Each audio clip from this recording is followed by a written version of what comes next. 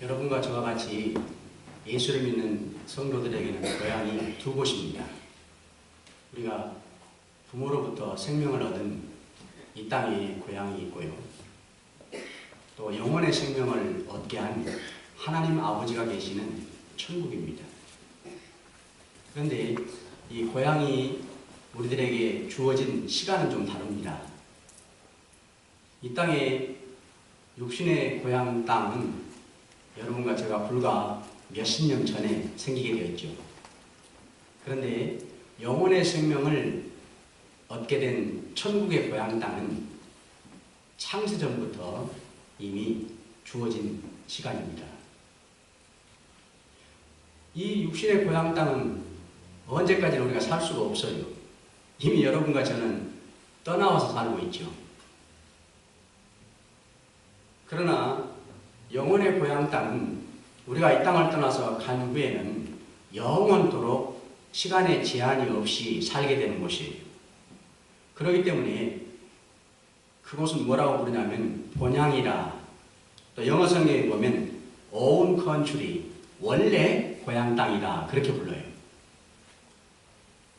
오늘 본문은 수많은 믿음의 선조들이 살다가 갔지만 그 가운데서 특별히 아브라함, 이삭, 야곱 이 세 사람들은 영혼의 본향, 천국을 어떻게 생각하면서 이 땅에 살았을까에 대한 말씀이에요. 첫 번째 우리가 살펴볼 사람은 야곱입니다. 야곱은 이 땅에 147년을 살았어요. 그런데 언제나 사는 동안에 나는 애국인입니다, 나그네입니다 이런 마음으로 살았습니다. 나그네라고 하는 사전적인 의미는 정처 없이 여기저기 떠돌아다닌다는 말이에요. 우리가 미국에서 살면서 관공서에 가보면 문서에 두 가지로 구분돼요. 시리즌 시민권자냐, 또 나머지 시민권자 아닌 사람들은 다 뭐라고 표현하냐면 레지던트, 거주자다, 임시로 살고 있다 그렇게 표현해요. 그냥 두 가지로 구분하는 거예요. 어떤 비자도 상관이 없어요. 또 하나 필그림이라고 순례자라는 성경 사전상의 의미가 있어요. 필그림. 이 뜻은 이 땅에 성도들이 사는 동안에는 일시적이고 궁극적으로 가야 하는 고향, 본향, 영원한 하나님 나라에 속한 사람들이기 때문에 그곳에 목적을 두고 사는 삶이다. 그런 뜻이에요. 야곱이 내가 나그네 인생입니다 이렇게 고백한 적이 있었어요. 아들이 요셉이 애굽에서 총리가 되었을 때 반갑게 만나는 자리에서 바로 왕이 물어봐요. 할아버지 연세가 얼마나 되십니까? 이렇게 물어볼 때 대답을 했어요. 내가 130살 먹은 사람입니다. 그런데 나그네의 삶이었습니다. 그런데 또 하나 있습니다. 그 130년을 돌아다 보니까 험악한 세월을 보냈습니다. 이렇게 대답을 해요. 야곱은 130년 아들 요셉을 만나는 그 반가운 순간에 오기까지 삶을 돌아다 보니까 결코 순탄하지 않았다는 거예요. 고달픈 날들이 많았다고 하는 겁니다. 특별히 성경에 보면 야곱의 일생 가운데 고달픈 나그네의 삶을 사는 시절이 있었습니다. 바단 아람의 에삼촌 집에 살았던 20년이라고 하는 세월이. 야곱이 그곳에 간 이유가 있어요. 자기 아버지 이삭으로부터 장자의 축복권을 받아내려고 형 에서를 두 번이나 속이죠. 한 번은 잘 아시는 것처럼 팥죽으로 속이고 또 한 번은 들에서 사냥하는 고기 별미 축복으로 속여요. 형이 그냥 죽이려고 하는 분노를 삭히지 못하기 때문에 피해가 산 곳이 바로 바단 아람 라반 에삼촌 집이에요. 그곳에 가서 특별히 이런 일이 생겨요. 그 라반 에삼촌의 딸이 두 명이 있는데 두 번째 딸 라헬이 처음 보자마자 완전히 반하게 되죠. 내가 저 사람을 아내로 맞이해야 되겠다 하면서 자기 삼촌을 스스로 찾아가서 내가 라헬을 아내로 맞이하고 싶으니까 7년 동안 라헬을 위해서 대가 없이 일해주겠습니다. 약속을 받고 일을 합니다. 열심히 합니다. 성경에 보면 아내가 얼마나 이뻤던지 그 7년을 며칠 일한 것처럼 정말로 부푼 가슴을 안고 열심히 일해요. 그런데 7년이 끝났는데 외삼촌이 간밤에 라헬을 아내로 들여놓아 보여준 게 아니고 첫째 딸을 아내로 삼으라고 들여보내줘요. 그래 깜짝 속이는 겁니다. 그러면서 이렇게 또 한 가지 제안을 하죠. 내가 그렇게도 좋아하는 라헬을 아내로 맞이하려면 앞으로 7년 더 일해라. 그래서 이 야곱은 처음에 7년, 또 7년을 더해서 14년 동안 라헬을 아내로 맞이하기 위해서 열심히 일을 해요. 그런데 처음에 7년은 속아서 일한 것이 되었죠. 이렇게 처음 7년, 또 두 번째 7년, 총 14년을 아내 하나를 얻기 위해서 일을 하게 됩니다.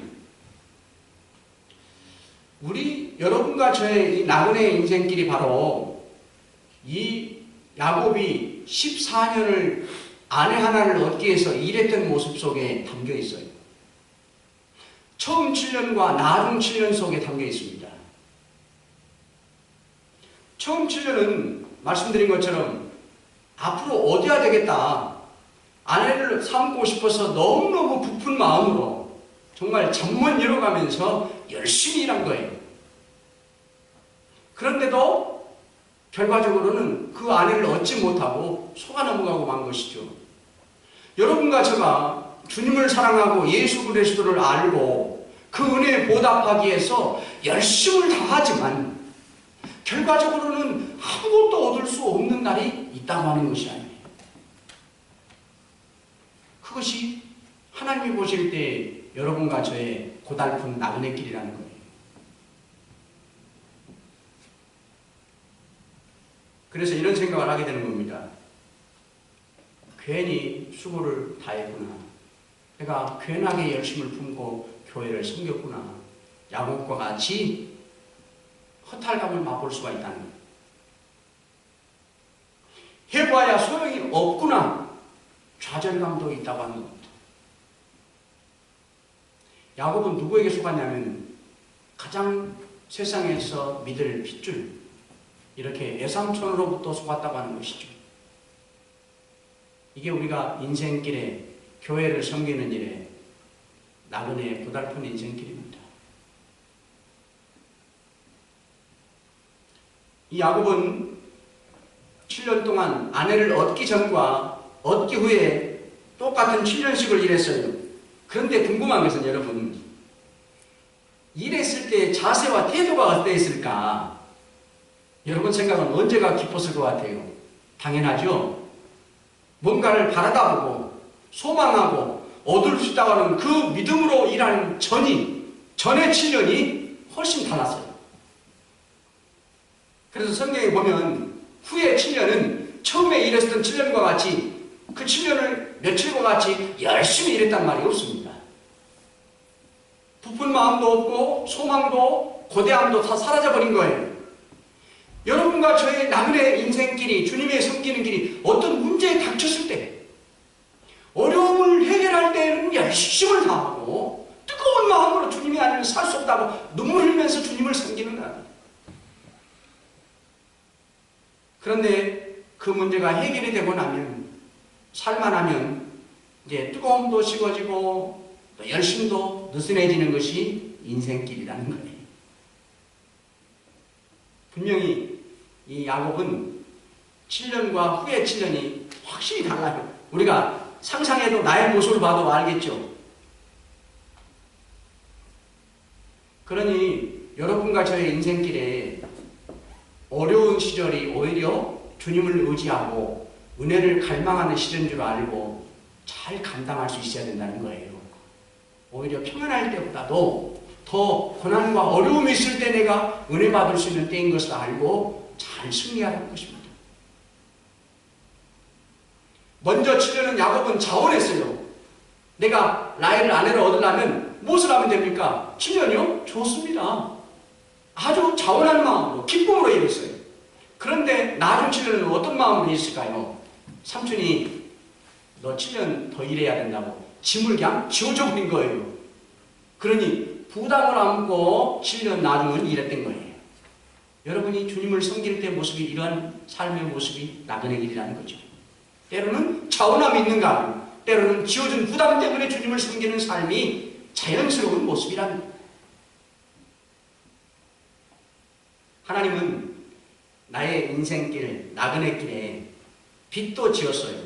어두움도 지었어요. 또 평안도 지었어요. 반대로 환난도 창조하셨어요. 하지만 성경에 보니까 하나님은 태어나면서부터 나를 할아버지가 되어서 백발의 노인이 되기까지 나를 안아주셨고요. 품에 품어주신다고 말씀하시래요.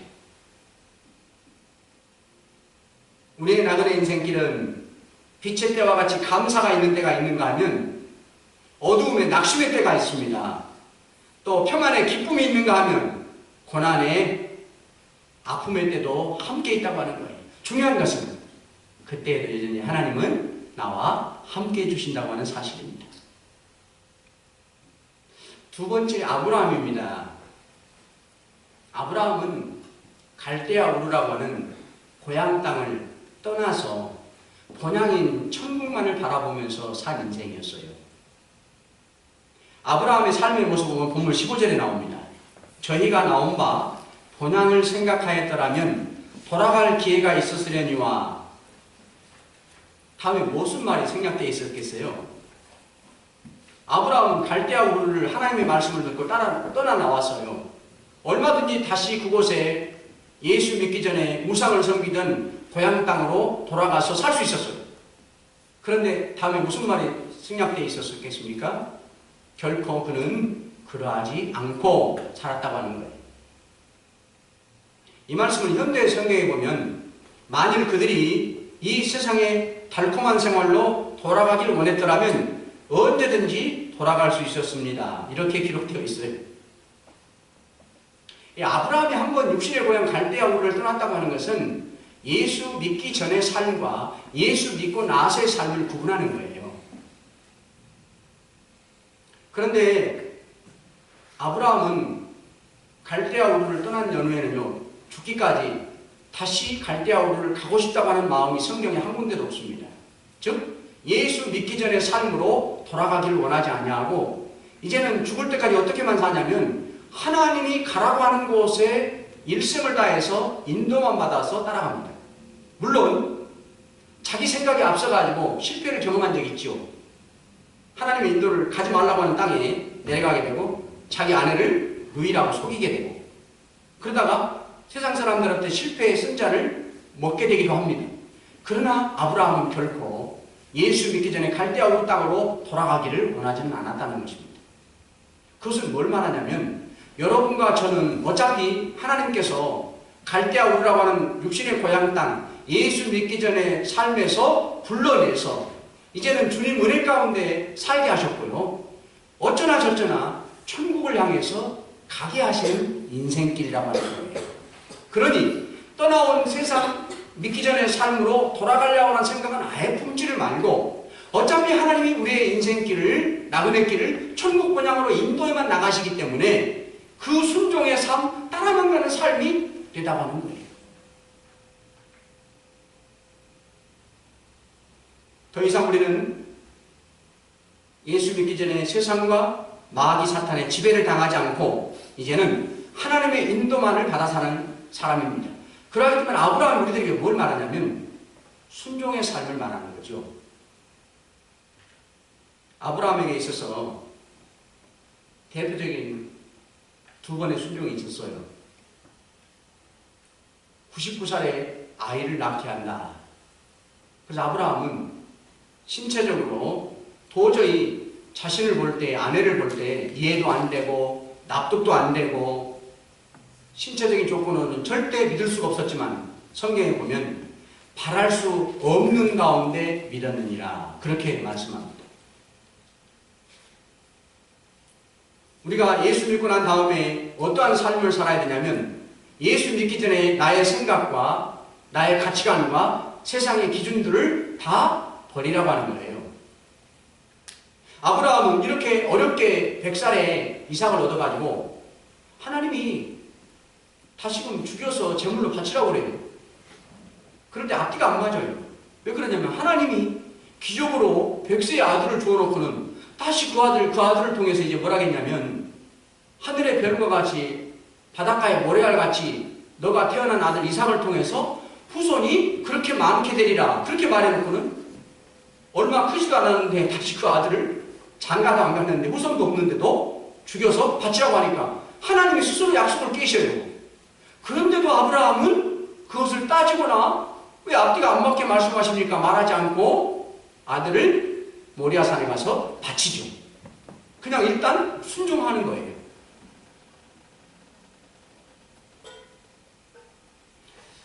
아브라함은 또 하나 우리가 기억할 것이요, 기도의 사람이었어요.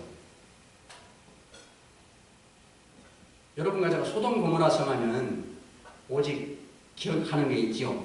늘 얘기하는 거, 롯의 처가 소돔 기둥 낸 거, 이것만 기억하는데 성경을 보면 그러면 그 소돔 고모라 성을 다 유황불로 다 쏟아 부어가지고 다 덮어버렸을 때 오직 롯의 가정만을 살려주신 하나님의 이유는 어디에 있을까? 여러분 생각 잘 안 해봤죠? 근데 성경에 보면 두 가지가 있습니다.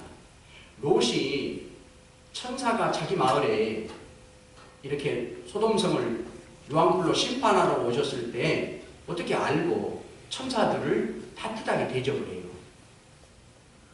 그러면서 간밤에 그 마을 사람들이 천사를 잡아서 죽이려고 자기 있는 곳을 포위하고 내놓으라 할 때 이 롯은 자기 가족을 대신 잡아가라고 하면서까지 천사들을 보호해 줍니다. 또 하나 우리가 몰랐던 이 롯이 살아난 원인 가운데 하나는 바로 아브라함의 기도를 하나님이 들으셔서 살려줬다고 성경에는 기록되어 있어요. 창세기 19장 29절에 보면 하나님이 소돔성을 멸하실 때 아브라함을 생각하사 롯을 엎으시는 중에 내어 보내셨더라. 아브라함이 무슨 기도를 했냐면 여러분 아시는 것처럼 하나님 소돔성을 멸망하시기 전에 50명의 의인이 있으면 다 죽이셔도 됩니까? 그 50명을 봐서라도 살려주셔야 되지 않습니까? 이렇게 기도하죠. 하나님은 아니라 대답할 때 점점점 숫자를 줄이죠. 그러면서 10명의 의인이라도 있으면 살려줘야 되지 않습니까? 까지 내려갑니다. 이 애절하게 소돔성을 살려내야 되겠다고 하는 하나님 앞에 용서를 받고 싶은 이 아브라함의 기도, 이 기도가 알고 봤더니 롯의 가정을 살려낸 큰 원인이 되었던 거예요.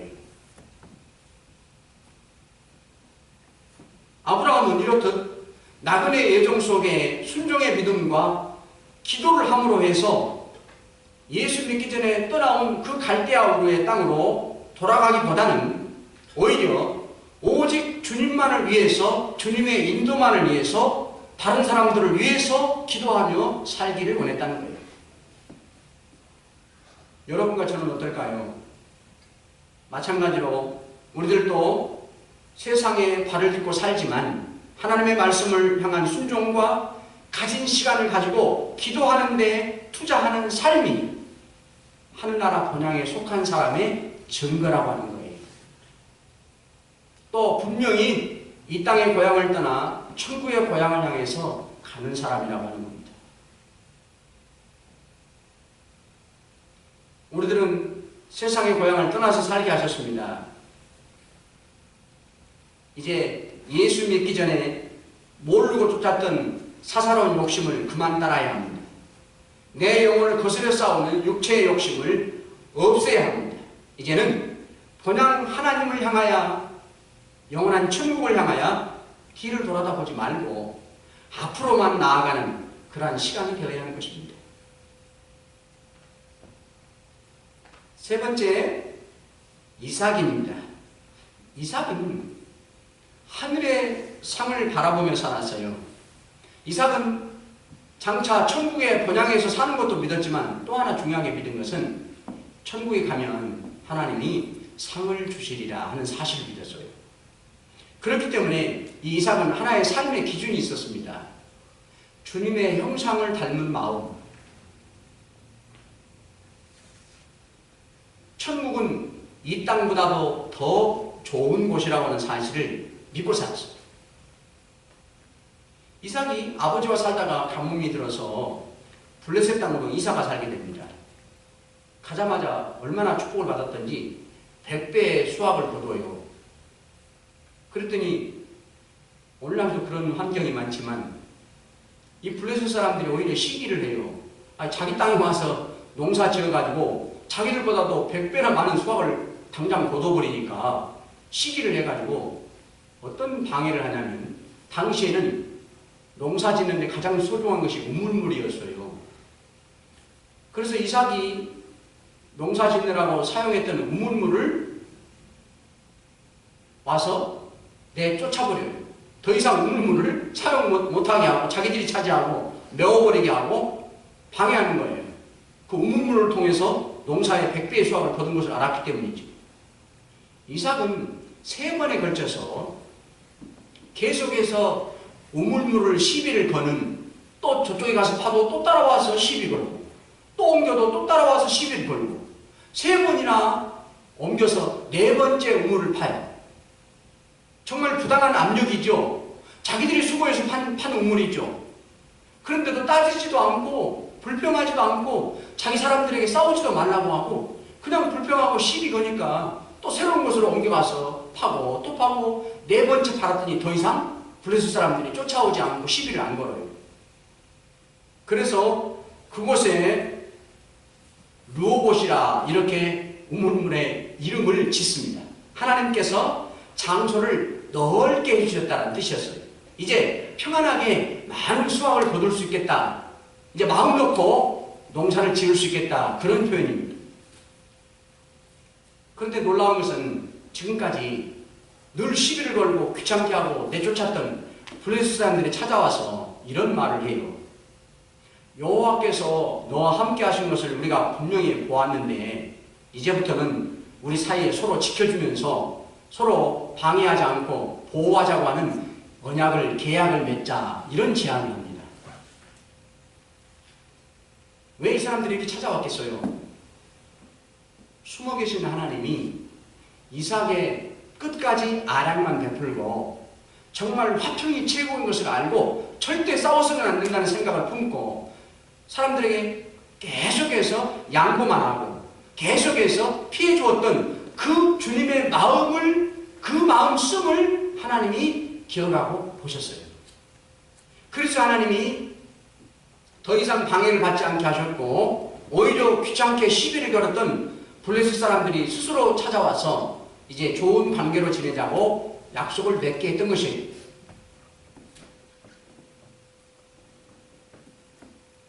여러분과 저도 이런 믿음으로 살면 오늘 이삭에게 주님이 말씀하신 것처럼 하나님의 본향 천국을 예비해 두신 자들이 됩니다. 뭐 하려고 그랬냐면 이삭에게 더 이상 시비를 걸지 않는 좋은 말을 듣게 된 그 우물을 파괴하셨고 블레셋 사람들의 마음을 감동하실 것처럼 우리에게 장차 상을 받게 하시려고 하나님 나라의 본향의 성을 예비해 두신 거예요. 오늘 다 같이 본문 16절 말씀 화면을 보면서 스크린을 보면서 읽어보겠습니다. 그러므로 하나님이 저희의 하나님이라 일컬음 받으심을 부끄러워 아니하시고 저희를 위하여 한 성을 예비하셨느니라. 이 한 성, 천국 본향입니다. 하나님은 주님의 마음으로 끝까지 화평을 위해서 양보하고 양보했던 이 이삭의 마음을 아시고 너의 하나님이 되리라 이렇게 약속하셨습니다. 너와 함께 해주리라. 너를 지켜주리라. 그것을 그러한 마음씀의 이삭을 자랑스러워 하셨다는 거예요. 여러분과 저는 나그네 인생길을, 어려운 고달픈 인생길을 여기까지 걸어오면서 앞으로도 주님 때문에 어떠한 수모를 당할 수가 있습니다. 이겨만 내면 너의 하나님이라 주님이 불러주십니다. 한 성 천국을 예비해 두셨어요. 뭐 하려고요? 그 수모, 그 눈물을 갚아주시려고요. 여러분, 주님 때문에 욕을 먹을 때가 있습니다. 교회 때문에 감수해야 하는 손해가 있습니다. 주님은 그것을 다 기억해 주십니다. 천국에서 반드시 갚아주실 것입니다. 오래전에 아프리카 선교사로 평생을 헌신하던 미국인 선교사 부부가 이제 은퇴를 하고 이 뉴욕 항에 돌아왔어요. 도착해 보니까 많은 인파가 환영을 하는 거예요.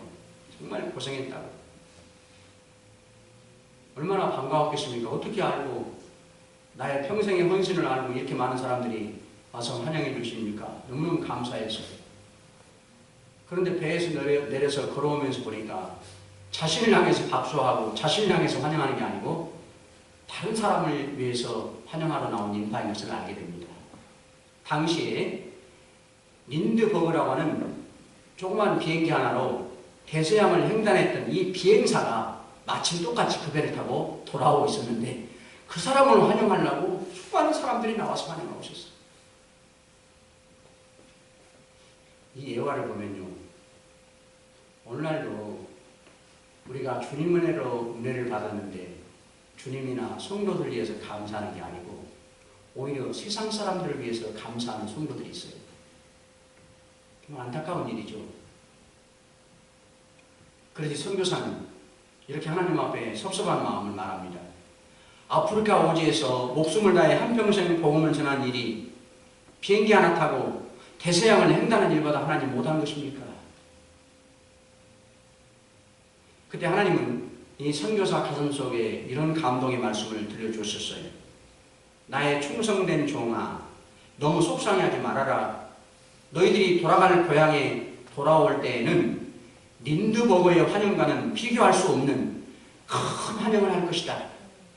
그때는 너희를 환영하기 위해서 천군 천사가 나팔을 불고 먼저 천국에 온 성도들이 마중을 나갈 것이다. 내가 직접 너희들의 손을 잡고 환영할 것이니까 그때까지만 참고 있어라. 이런 감동을 듣고 이 선교사는 많은 위로를 받고 더더욱 하늘 본향의 소망을 품고 살게 됩니다. 여러분과 저는 비록 하나님이 허락하시는 날 동안 이 땅을 버타며 살고 있습니다. 하지만 내 영혼은 저 하늘을 발 디딛고 살아야 되는 겁니다.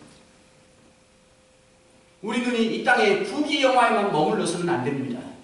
영원한 본향에 상의 가치를 두고 그런 생각으로, 그런 시선으로 하늘 소망에 머물러야 한다는 것입니다. 아브라함, 이삭, 야곱은 자신들을 위한 예비된 한 성, 천국, 본향을 분명하게 그 본향이 존재한 사실을 믿었어요. 그렇기 때문에 오늘 본문 13절에 보면 뭐라고 하냐면 다 같이 한번 따라서 하실까요? 믿음을 따라 죽었다. 믿음을 따라 죽었다. 자신들을 향해서 예비된 천국, 영원토록 살아야 하는 본향이 분명히 존재하는 것을 믿었기 때문에 죽는 순간까지 성경에 보면 믿음을 잃지 않고 믿음이 변치 않고 천국을 바라다보고 죽었다는 거예요. 믿음을 따라 죽었다. 사람이 태어날 때는 주먹을 꽉 쥐고 태어난대요. 아기가. 왜? 내가 일생을 통해서 야심을 가지고 정말 많은 것을 얻어봐야 되겠다. 부귀도, 명예도, 지식도, 권세도. 이거 맞죠? 다 우리가 태어날 때는 그런 욕심을 가지고 의욕을 가지고 태어나죠. 근데 죽을 때는 손을 쫙 펼치고 죽는데요. 아, 이루었던 거 다 놓고 가야 되는 거구나. 아무것도 못 갖고 간다는 것이죠.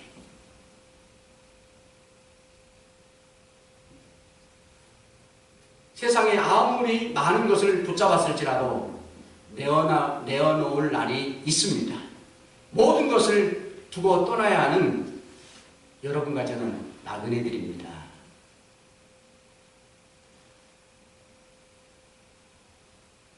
많은 사람들이 흔히 이런 말을 하죠. 내가 살아온 길 여러분 책을 써도요 한 권을 써도 다 못 씁니다. 왜? 그만큼 힘들고 고생스러웠다는 표현이죠. 그런데 여러분과 하나님의 사람들은 정말로 기록하고 싶은 책 한 권이 있습니다. 그냥 천국에 받아야 할 상급이 기록된 책입니다.